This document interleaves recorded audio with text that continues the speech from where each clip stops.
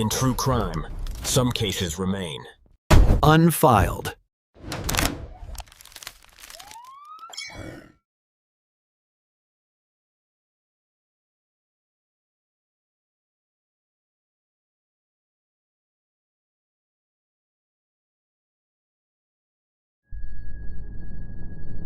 Sometimes, the darkest secrets aren't buried in forests or hidden in remote fields.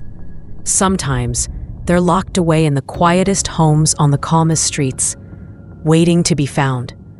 Today, we're uncovering the chilling story of a mother who vanished, a father's cold lies, and the horrifying discovery that shattered a family forever. This is the story of Dorothy Tyburski, the woman hidden in the freezer. If you're drawn to true crime stories that reveal the hidden darkness behind closed doors, consider subscribing now so you won't miss the next case we uncover.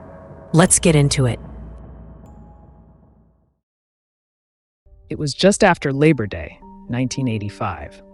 42-year-old Leonard Tyburski felt a familiar excitement as the new school year began.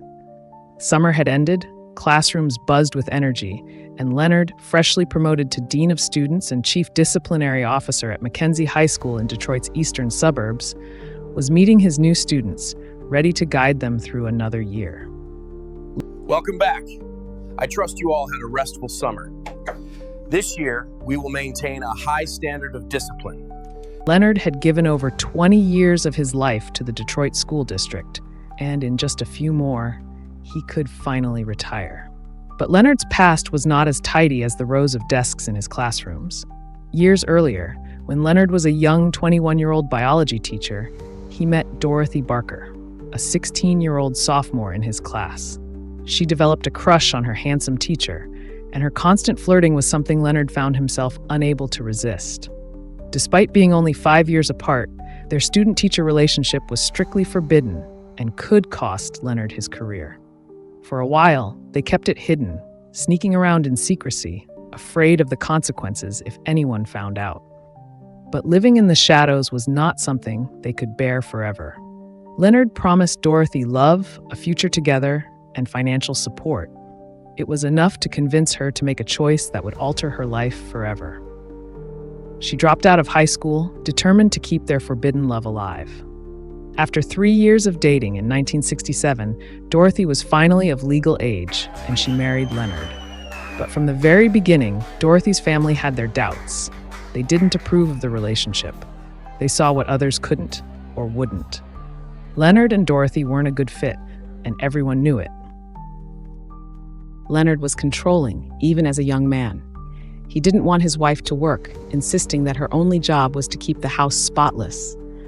In his eyes, a woman's place was in the home, cleaning and serving, and that's exactly what Dorothy did. Leonard did everything he could to keep Dorothy away from her family. He intercepted phone calls, telling her family she's not here, or she's busy with chores whenever they tried to reach her. And her family? They began to suspect that something darker was happening behind closed doors. They noticed bruises on Dorothy's arms, and once she even showed up with a black eye. But Dorothy always had an excuse, and they were left to wonder what was really going on. After 3 years of marriage, Dorothy gave birth to their first daughter, Kelly. 3 years later, they welcomed their second daughter, Kim. From as far back as the girls could remember, the house was a battleground. Screaming, objects flying across the room, doors slamming, accusations, and name-calling filled their days. Kim, the younger daughter, tried to stay out of it. She hid away in her bedroom, surrounded by her television, phone, stereo, and even kept food in her room, avoiding the chaos just beyond her door. But Kelly couldn't hide. She often found herself in the middle of the fights, taking her mother's side, standing up against Leonard's rage. Dorothy, despite the tension in her home, was a friendly, sociable woman. She loved chatting with neighbors and strangers alike, but her kindness only fueled Leonard's jealousy. He told the girls that their mother was having affairs with other men, whispering accusations that were impossible to prove. He once claimed Dorothy was having an affair with a 65-year-old pet shop owner, and later he accused her of being involved with a man she bred rabbits with and even the local pharmacist. The girls never knew if any of it was true, but the accusations never stopped. On the outside, the family appeared to be living the dream. Leonard and Dorothy owned a beautiful ranch-style home in a quiet, suburban Detroit neighborhood. Dorothy kept the house and yard immaculate, trying to please Leonard, trying to keep the peace. But it was never enough. 17 years of marriage had taken its toll. Leonard's career was thriving, but behind closed doors, their marriage was falling apart, spiraling towards something neither of them could stop. In 1984, Dorothy's world shattered. Her sister Lorraine, her best friend, her confidant, the one person she could share everything with, died in a plane crash. The loss devastated Dorothy, pulling her into a darkness she couldn't escape. But Leonard? He didn't care. In fact, he seemed almost pleased that Lorraine was gone, knowing Dorothy had lost the one person she could talk to behind his back. With Lorraine gone, Dorothy was completely his. Dorothy fell into a deep depression. She spent her days writing somber poetry, pouring her heartbreak into letters she addressed to her dead sister, letters filled with sorrow that no one else would ever understand. The following year, 1985, life moved on, even if Dorothy couldn't. Her daughters were growing up. Kelly turned 17 and Kim was 14. They had lives outside of the home, friends, and freedom Dorothy never had.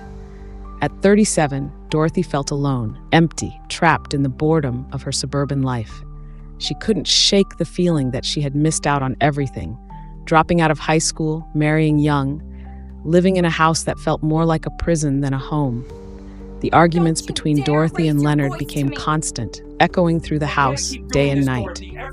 But everything changed when Kelly started dating a boy named Craig Albright. Craig was 18, young, strong, and handsome. He and Kelly worked together at the local Hardee's, and when Kelly brought him home, Dorothy noticed him immediately.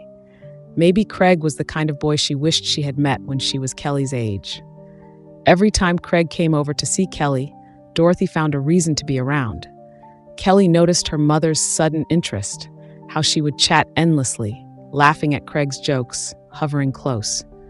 Dorothy even began inviting herself on their dates, tagging along to the movies, joining them at restaurants.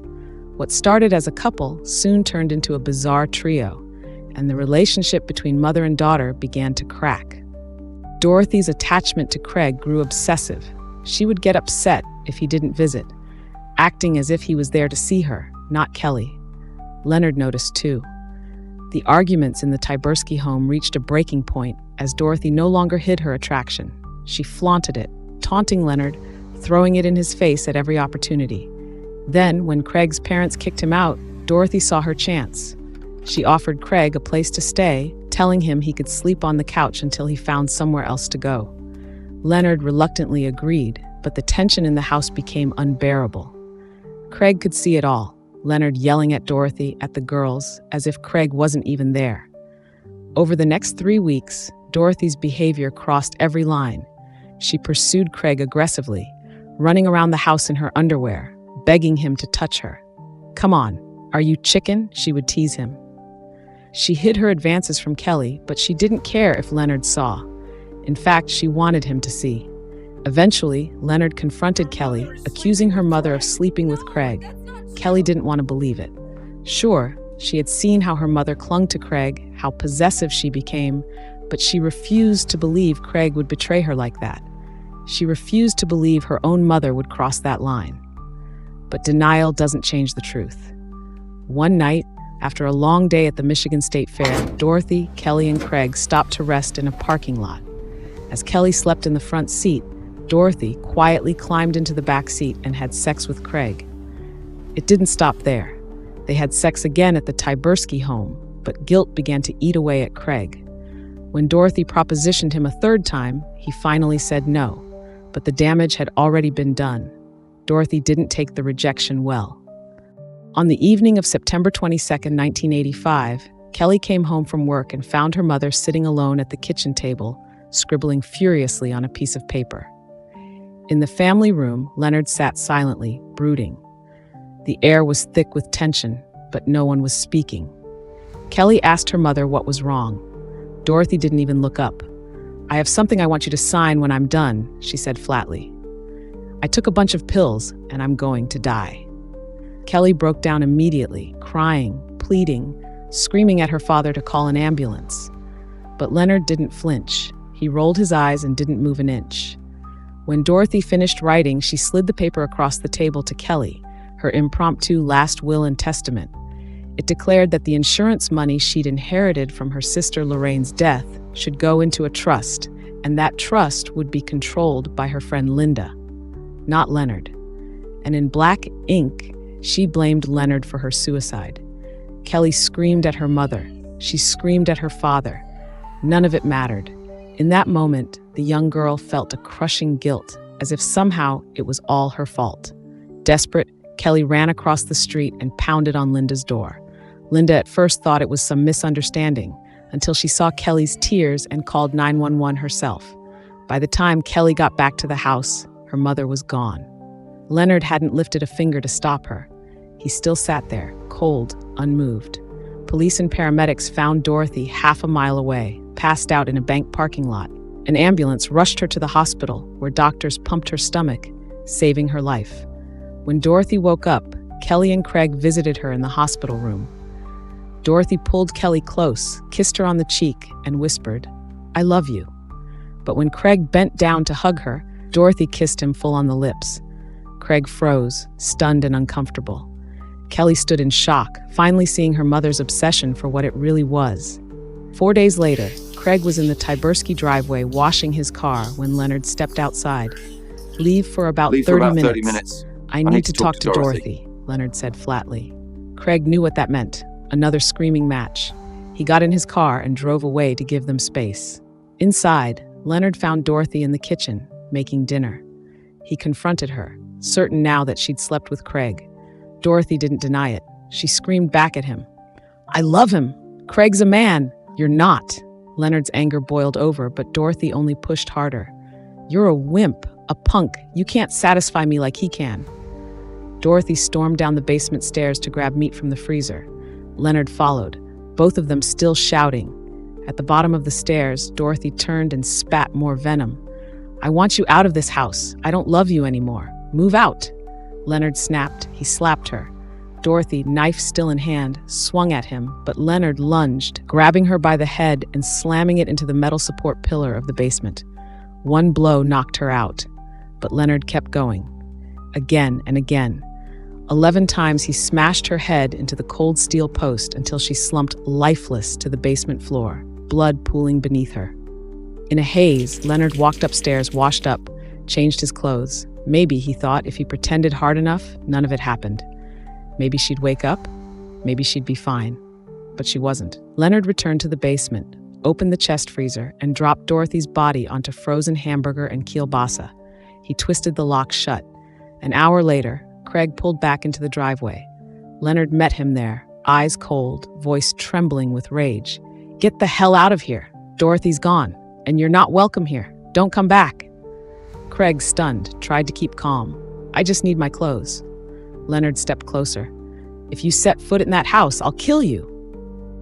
Craig punched his own side mirror, slicing his arm open, then sped off straight to Hardee's, where Kelly was working. He could barely get the words out. "Your mom and dad got into it again. He kicked me out. Won't let me get my stuff. He knows about us. And your mom, she's gone." Then the phone at Hardee's rang. It was Leonard. "Don't talk to Craig. I don't want you near him. Your mother and I fought. I need you to come home, now, and then go to Grandma's." Kelly had never heard her father sound so terrifying. She grabbed Kim and ran straight to their grandmother's house. Minutes later, only moments after taking Dorothy's life, Leonard was already rewriting the story. He walked across the street to Linda's house, claiming Dorothy had run off with Craig, that she'd left him for a teenage boy. Me for a younger man.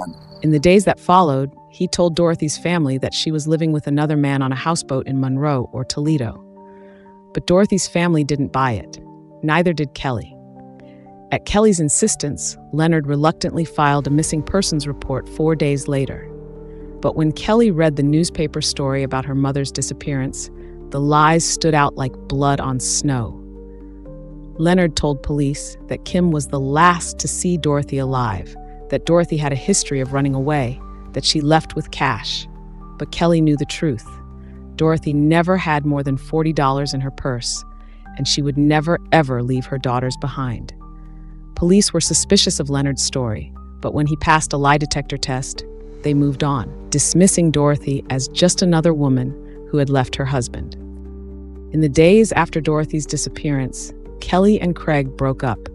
But it wasn't the breakup that pushed Kelly into a depression. It was the crushing guilt that ate away at her, the whisper in her mind telling her that somehow she was to blame for her mother's disappearance. Leonard didn't help. In fact, he fed the guilt. "I talked to your mother," he would say coldly. "She told me she's mad at you. She doesn't want to talk to you or Kim." To pacify Dorothy's family, Leonard claimed that Dorothy had called him, asking for clothes, and that he had met her at a rest stop just south of Detroit to give them to her. But Kelly knew better. Kim was home every day, and she would have noticed if their mother had called. Kim rarely left the house, living quietly in her room, shutting out the world. As the months passed, Kelly left for Michigan State University, 90 miles away, but the questions never left her mind. Why hadn't her mother called, even once? Why would she miss Kelly's high school graduation? Why would she disappear without a word to her daughters, her brother, or her sister? Leonard worked hard to pit the girls against each other.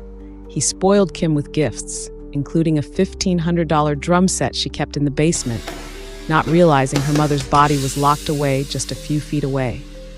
Kelly, on the other hand, was the inquisitive one, and Leonard made her pay for it, complaining about the cost of her education and every long-distance phone call she made. By the fall of 1988, Kelly was drowning in depression. She couldn't eat, she couldn't sleep. She lost over 20 pounds. And when she did manage to sleep, she dreamt of her mother, silent and hunched over, always just out of reach.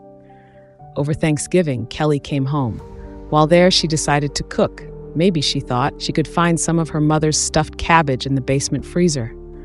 But when she reached for the key that always hung on the wall, it was gone. "Where's the freezer key?" she asked. Leonard's reply was cold. Your mother took it when she left. Kelly paused, confused. Why would she take the key? Why would her mother leave without clothes, without her daughters, but take the freezer key? Kelly returned to school, but the thought wouldn't leave her mind. Over Christmas break, she told Craig about her dreams, about the missing key, about the freezer that had stayed locked for over 3 years. Craig shrugged. Why don't you just pop it open with a screwdriver? He suggested. Kelly half joked, Yeah, maybe Dad put her in there, right? On January 2nd, 1989, as Kelly packed to return to school, Craig's words echoed in her mind. She crept down to the basement, staring at the locked freezer. She took a deep breath, opened her father's toolbox, and pulled out a screwdriver and a paint can opener.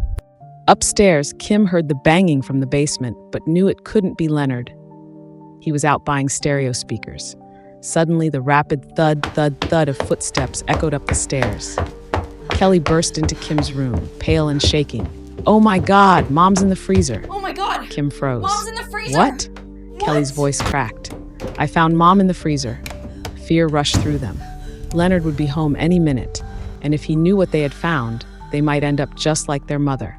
When Leonard walked in the door, the girls forced themselves to act normal, speaking calmly, "How was your day?" holding their breath with every word. An hour later, Craig arrived to drive Kelly back to school. She leaned in and whispered, "Act like nothing happened." "Why?" Craig asked. Kelly's eyes filled with tears. "Because I just found Mom." They left the house immediately, driving straight to the police station, too terrified to be anywhere near Leonard when the truth came out. If you find stories like this as gripping as I do, consider subscribing so you don't miss the next true crime case we cover here. It really helps the channel and lets me keep bringing you these stories. Now let's get back to what happened next. Leonard Tyburski was arrested and charged with murder. He confessed, claiming Dorothy had attacked him with a knife and a fork during an argument in the basement, screaming that Craig satisfied her in ways he never could. "She kept calling me a wimp, a punk," Leonard told detectives. "She kept taunting me."